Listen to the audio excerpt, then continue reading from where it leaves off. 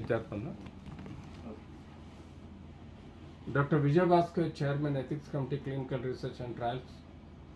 యూజువల్గా మనం rest pains అంటే muscle cramps in the nights, యూజువల్గా పిక్కల్లో కానీ పాదాల్లో కానీ మంటలు రావడం, పిక్కలలో నొప్పి రావడం, అలాగే చేతులు కాళ్ళు లాగడం అనేది మనకు వర్క్ చేస్తున్నప్పుడు తెలియదు. యాజ్ అ ప్రొఫెషనల్గా బిజీ ఉన్నప్పుడు సైకలాజికల్ డివర్షన్ వల్ల, వర్క్ మీద కాన్సన్ట్రేట్ చేయడం వల్ల కొన్ని నొప్పులు మనం అవాయిడ్ చేస్తాం, ఓర్చుకుంటాం.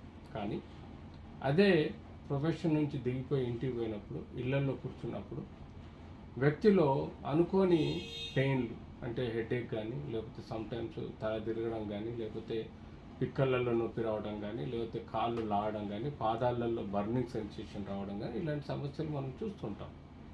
దీనిలో ముఖ్యంగా ఏజ్ క్రైటీరియా అనేది మెయిన్గా ఉంటుందండి. ఏజ్ దాటిన కొద్దీ కొంతమేరకు మజిల్స్, నర్వ్స్ వీక్నెస్ వలన ఇలాంటి సమస్యలు వస్తాయి. ఏజ్లో డయాబెటీస్ వలన పెరిఫరల్ న్యూరోపతిని వస్తుంది. ఆ పెరిఫరల్ న్యూరోపతి వలన సపోజ్ షుగర్ కంట్రోల్ లేకపోతే నీరసంగా ఉండి కాళ్ళల్లో నరాలు లాగడం, పాదాలలో మంటలు రావడం, సూదులు లాగా పొడుచుకోవడం, అలాగే పిక్కల్లో నొప్పి రావడం లాంటి సమస్యలు వస్తాయి. మూడో కారణము, మన బాడీలో ఉండాల్సిన కాల్షియం, విటమిన్ డి లెవెల్స్ దాదాపుగా కాల్షియం 9 వరకు ఉండి, విటమిన్ డి దాదాపుగా ఏవో 30 పైన ఉంటే యూజువల్గా మన బాడీలో దాని యొక్క లవణాల స్ట్రెంత్ కానీ, కాల్షియము, విటమిన్ డి, మినరల్స్ సమృద్ధిగా ఉంటే మన కండరాలలో కానీ, నరాల్లో కానీ, టెండన్స్లలో కానీ కావలసినంత స్ట్రెంగ్త్ ఉంటుంది. తద్వారా మనకు యూజువల్గా పెయిన్ రాదు. కానీ ఎప్పుడైతే విటమిన్ డి డెఫిషియన్సీ ఉంటుందో, కాల్షియం డెఫిషియన్సీ ఉంటుందో, మినరల్స్ అంటే సోడియం, ఫాస్ఫరస్, అలాగే క్లోరైడ్ లాంటి ఎన్నో మినరల్స్ ఉంటాయి, మెగ్నీషియం, జింక్ లాంటి మినరల్స్ తక్కువ ఉండటం వల్ల, లేకపోతే ఇర్రెగ్యులర్స్ ఉండటం వల్ల కూడా మన కండరాలలో కానీ నరాలలో లాగడం, నొప్పి రావడం మొదలవుతుంది. యూజువల్గా రెస్ట్ పెయిన్స్ వెళ్ళిన తర్వాత నైట్లో పడుకునే ముందు ఈ పెయిన్స్ సైకలాజికల్ స్టిమ్యులేషన్ వల్ల కూడా ఉంటాయి. వ్యక్తిగతంగా తను స్ట్రెస్ అండ్ స్ట్రెయిన్కు లోనైపోయి ఆలోచన సరళి విపరీతమైన ఒక బాధ దృక్పథంతో ఆలోచనలో ఉన్న, లేకపోతే ఫ్యామిలీ ఇష్యూస్ తోటి సతమతం అవుతున్నా, లేకపోతే రోగాల గురించి ఆలోచించి సతమతం అవుతున్నా, అది ఇండైరెక్ట్గా సైకలాజికల్ స్టిమ్యులేషన్ ద్వారా కండరాలు, నరాలు లాగడం మొదలవుతాయి. తద్వారా నొప్పులు ఎక్కువగా వ్యాప్తి చెందే అవకాశం ఉంటుంది. సో ఇలాంటి చాలా కండిషన్స్లలో రెస్ట్ పెయిన్స్ కానీ, నైట్ పెయిన్స్ కానీ, ఇంటికి వెళ్ళి పడుకున్నప్పుడు కానీ, కూర్చున్నప్పుడు కానీ నరాలు లాగడం ఉంటుంది.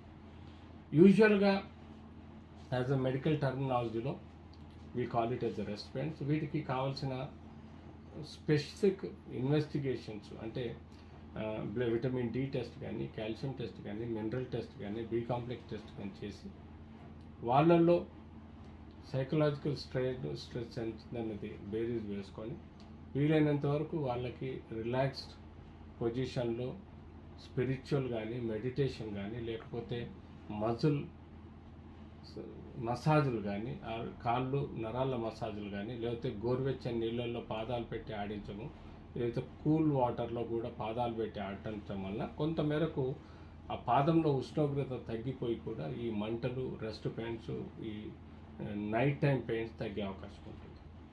కొంతమందికి డయాబెటీస్ ఉంటుంది, తద్వారా న్యూరోపతి ఉంటుంది, వాళ్ళకు మంటలు, పోట్లు ఎక్కువై నొప్పి రావడం ఉంటుంది. వాళ్ళు కొంత చల్లటి నీళ్ళల్లో పాదాలు పెట్టి కనీసం ఒక 10-15 నిమిషాలు ఆడించినా కూడా బాడీలో specially burning sensation or neuropathy ఉన్న పాదంలలో కొంత టెంపరేచర్ రైజ్ అవుతుంది, డ్రై ఫుట్ లాగా ఫీల్ అవుతారు, నొప్పి ఎక్కువ వస్తుంటుంది, పోట్లు ఎక్కువ ఉంటాయి. కాబట్టి అలాంటి తరుణంలో వాళ్ళు చల్లటి నీళ్ళల్లో పాదాలు పెట్టి కొంత మసాజ్ చేసినట్టయితే తప్పకుండా పాదంలో ఇలాంటి నొప్పులు తగ్గే అవకాశం ఉంటుంది.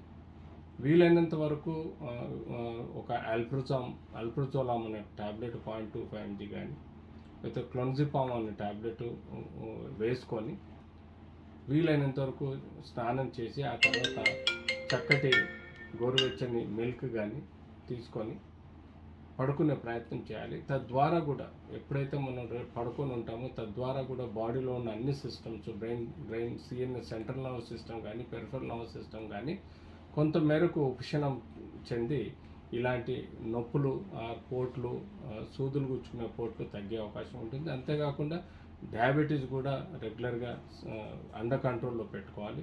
తీసుకోవాల్సిన ఇన్సులిన్ కానీ ట్యాబ్లెట్స్ కానీ తీసుకుంటూ వ్యాయామం చేస్తూ మెడిటేషన్ యోగా చేస్తూ డైటరీ కంట్రోల్ చేసి డయాబెటీస్ కంట్రోల్ చేయడం వల్ల కూడా ఇలాంటి రెస్ట్ పెయిన్ తగ్గే అవకాశం ఉంటుంది. విటమిన్ డి కూడా వీలవుతే తక్కువ ఉన్నప్పుడు వారానికి ఒకసారి 60,000 యూనిట్స్ ట్యాబ్లెట్ రూపంలో కానీ ఇంజెక్షన్ అరాచిటల్ రూపంలో కానీ తీసుకోవటం వల్ల బాడీలో విటమిన్ డి అభివృద్ధి చెందే అవకాశం ఉంటుంది. ఎప్పుడూ ఎబో 30 ఉంచాల్సిన అవసరం ఉంది.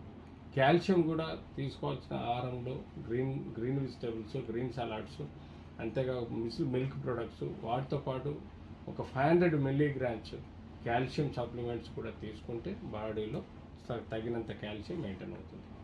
యూజువల్గా సమ్మర్లో ఈ వేడి వల్ల కూడా ఆవిరైపోయిన మన చర్మం నుంచి ఆవిరైపోయిన నీరు తగ్గటం వల్ల కూడా బాడీలో ఎవరైతే మినరల్ డెఫిసిట్ అయితే వాళ్ళకి అలాంటి సమస్యలు పెరిగే అవకాశం ఉంటుంది. కాబట్టి రెగ్యులర్గా ఓఆర్ఎస్ వాటర్ కానీ కావాల్సినంత నిమ్మరసము, చక్కెర, ఉప్పుతో కూడిన వాటర్ని కానీ తీసుకొని ఉంటే మీకు ఇలాంటి సమస్యలు పెరగకుండా మిమ్మల్ని మీరు కాపాడుకోవచ్చు. సో రెస్ట్ పెయిన్స్కి మనకు కారణం తెలుసుకొని మనం ఇంట్లో రెమెడీస్తో ట్రీట్మెంట్ చేసుకోవడమా లేకపోతే కన్సల్ట్ ఫిజిషియన్ తోటి దానికి కావాల్సిన ట్రీట్మెంట్ చేసుకోవడం అనేది మనం ఆలోచన చేసుకోవాల్సిన అవసరం ఉంది.